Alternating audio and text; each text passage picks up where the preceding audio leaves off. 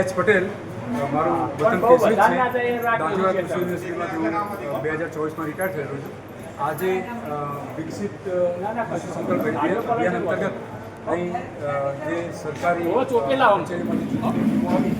એમાંથી સૌથી પહેલાં આકાશ પટેલ, જેમણે જમીનનો નમૂનો કેવી રીતે લેવો, પાકની સમયસર વાવણી કેવી રીતે કરવી, આ વિસ્તારને અનુકૂળ કયા કયા પાકોમાં આપણે ફેરબદલી પણ કરી શકીએ, મિશ્ર પાક પદ્ધતિ કેવી રીતે અપનાવવી, આ બધા વિશે બહુ સારી સમજ આપી.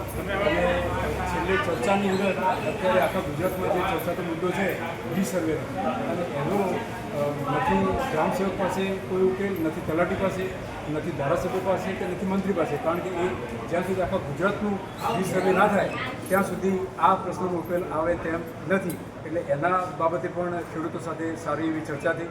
કેટલાક ખેડૂતો માન્યા પણ ખરા અને કેટલાક પોતાના જે વિચારો હતા એના પકડી પણ રાખ્યા, અને છતાં પણ એકંદરે અત્યારે જે મિટિંગ થઈ એ એની ફળશ્રુતિ બહુ એકદમ સારી.